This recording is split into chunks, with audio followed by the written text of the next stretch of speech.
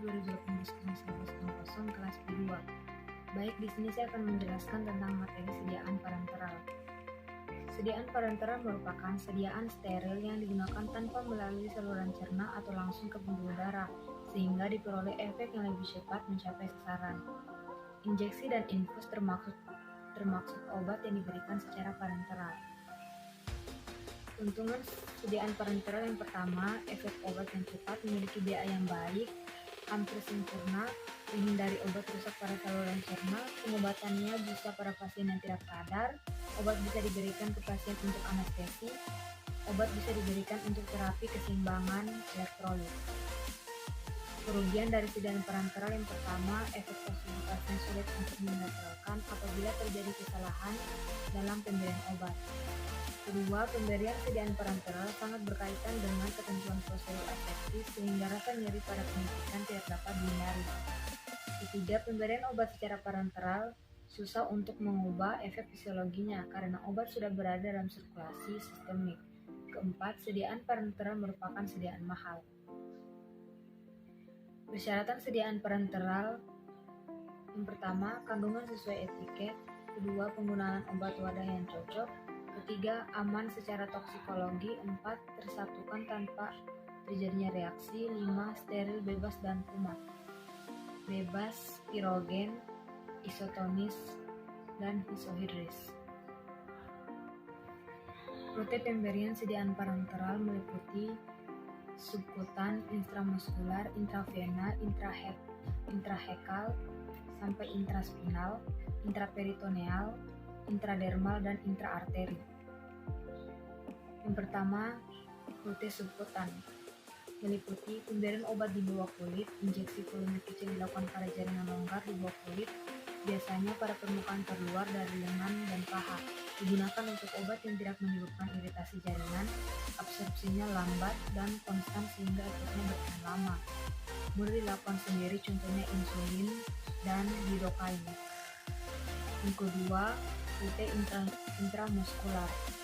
Injeksi pada pemberian obat secara intramuskular dilakukan melalui otot. Absorpsi melalui intramuskular berlangsung lebih cepat daripada rute subkutan. Dapat ditunda atau diperlama dengan cara pemberian obat dalam bentuk suspensi, steril baik dalam pembawa air maupun minyak. Tempat injeksi penyuntikannya di pinggul lengan bagian atas. Ketiga, rute intravena. Tidak mengalami absorpsi karena langsung masuk ke dalam sirkulasi sistemik sehingga kadar obat dalam darah dapat diperoleh secara cepat, tepat, dan dapat disesuaikan langsung dengan respon dari pasien. Larutan bervolume besar atau kecil dapat diberikan dengan rute intravena. Hasilnya dapat diperkirakan, tetapi pemberian rute ini potensial berbahaya karena tidak dapat dihentikan ketika obat sudah diberikan.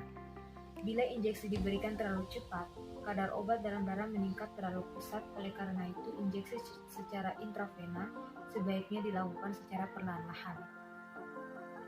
Yang keempat, intrahekal sampai intraspinal. Penyuntikan langsung ke dalam cairan cerebrospinal pada beberapa tempat. Cara ini berbeda dengan cara spinal anestesi. Kedua pemberian ini mensyaratkan sediaan dengan kemurniannya yang sangat tinggi karena darah ini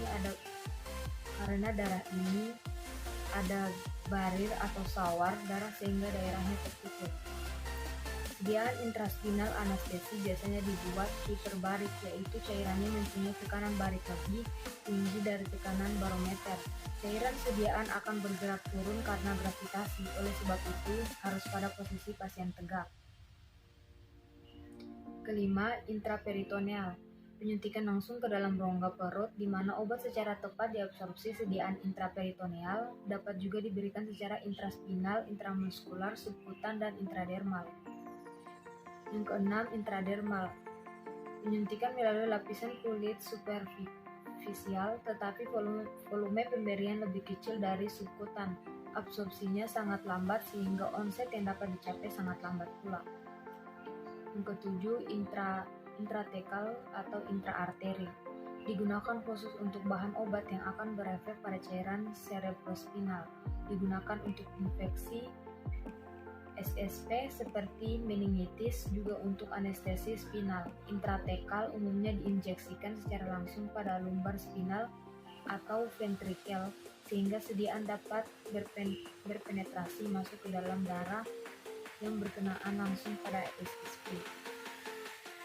Baik, itulah materi sediaan parenteral yang dapat saya sampaikan. Bila ada kekurangan yang dimaafkan, apabila kita